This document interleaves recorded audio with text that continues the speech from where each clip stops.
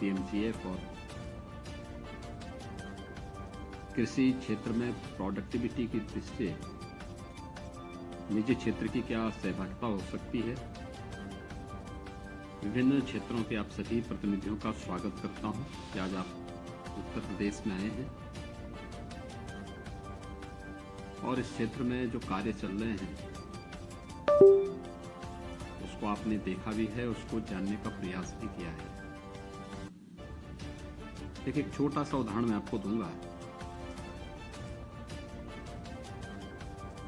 उत्तर प्रदेश में या कहीं भी एक सक्सेस स्टोरी क्या हो सकती है। उत्तर प्रदेश में एक बीमारी थी इंसेफ्लाइटिस की। हमारे 38 जनपद उससे प्रभावित थे।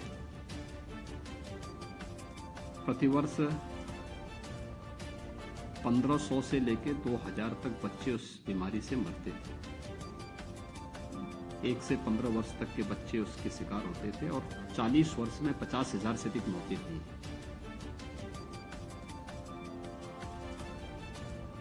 गवर्नमेंट ने अपने स्तर पर प्रयास किए,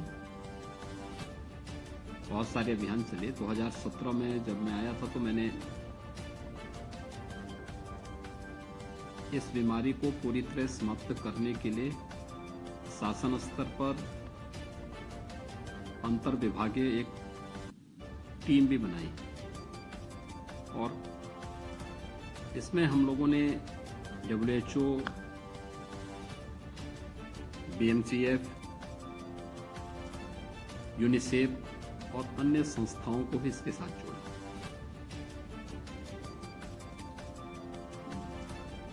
और जो कार्य 40 वर्षों में नहीं हो पाया था वह हमने मात्र 3 वर्ष में इस बीमारी को पूरी तरह समाप्त कर दिया है। आज यूपी में इंसेफ्लाइटिस से कोई मौत नहीं होती है। उत्तर प्रदेश इस दिशा से बहुत सौभाग्यशाली है कि देश की सबसे फर्टाइल लैंड यूपी के पास है और सबसे अच्छा जल संसाधन भी हमारे पास है।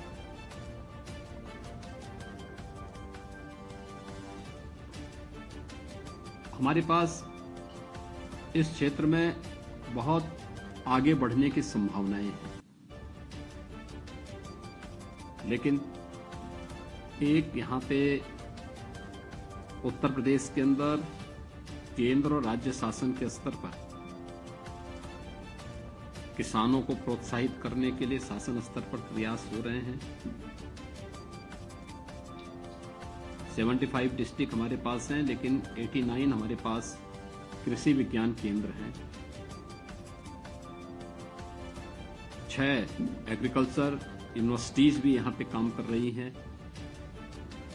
निजी क्षेत्र में भी बहुत सारे लोग इस फील्ड में काम कर रहे हैं। लेकिन मेरा ये मानना है कि जब तक आप अपनी सक्सेस स्टोरी को टेक्नोलॉजी के माध्यम से उन लोगों तक नहीं पहुंचाएंगे, तब तक अपेक्षित परिणाम नहीं आ पाएंगे। और इस से महत्वपूर्ण सुझाव आप लोगों ने यहाँ पे कुछ दिए हैं और कुछ चीजें हमारे कृषि विज्ञान केंद्र, कृषि विश्वविद्यालयों के साथ मिलकर के शासन, BMGF, वर्ल्ड बैंक और इस फील्ड के जो अच्छे स्टार्टअप्स हैं, ये सभी मिलकर के जब इस कार्यक्रम को आगे बढ़ाएंगे तो रिजल्ट अवश्य आएगा। मेरा ये मानना है कि उत्तर प्रदेश ने पिछले 5-7 वर्षों में जो सफलता प्राप्त की है कृषि क्षेत्र में, वो बहुत संतोषजनक है। लेकिन इसमें अभी भी थोड़ा भी प्रयास हम करेंगे तो 3 से 4 गुना वृद्धि आसानी से हो सकती है, क्योंकि अभी तक हमारे किसान टेक्नोलॉजी से भागते थे। समय पर उन्हें बीज की उपलब्धता नहीं हो पाती थी, बीज की क्वालिटी के मूल्यांकन की कोई भी व्यवस्था नहीं थी। ये सभी कार्यक्रम आगे बढ़ेंगे तो उसका लाभ होगा। लगभग 1 लाख किसानों को हम लोग यहाँ पे सोलर पैनल भी उपलब्ध करवाए हैं अब तक। तो बहुत सारे किसान अपने स्तर पर भी इसको लगाने के लिए कार्य किए हैं।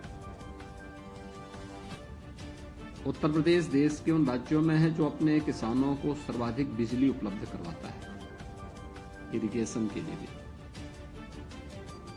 और जो मैंने पहले भी कहा कि इस फील्ड में हमारे पास बहुत संभावनाएं हैं और खास तौर पर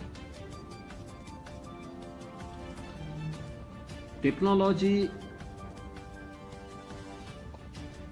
आवश्यक है जो किसान जिसको अडॉप्ट कर सकें। इसके लिए अवेयरनेस के कार्यक्रम चले, उन्हें उस क्षेत्र में जाकर के हम लोग जब उनके सामने डेमोस्ट्रेशन होंगे, कृषि विज्ञान केंद्र या हमारे बहुत सारे सेंटर ऑफ एक्सीलेंस ऐसे हैं जहां पर किसान जाकर के इसको देखें, उसके एक्सटेंशन के प्रोग्राम वहां पर उनके सामने किए जाएं, उनको बताए जाएं, तो किसान देखा देखी इन चीजों को करेगा। इसमें कुछ चीजें जो प्रधानमंत्री जी की प्रेरणा से यहां पर हम लोगों ने किए हैं, माइक्रो इरिगेशन के क्षेत्र को कि उसके दायरे को बढ़ाया गया है। नेचुरल फार्मिंग, लगभग 1 लाख हेक्टेयर लैंड यूपी के अंदर ऐसी है जहां पर इस समय किसान नेचुरल फार्मिंग के साथ जुड़ा हुआ है। ये केमिकल फर्टिलाइजर आदि की कमी को तो समाप्त करता ही है, केमिकल फ्री खाद्यान्न उपलब्ध तो कराता ही है, लेकिन सिंचाई की व्यवस्था को भी कम से कम न्यूनतम करने में भी इसके माध्यम से सफलता प्राप्त होती है। दूसरा है मिलेट की जो खेती है,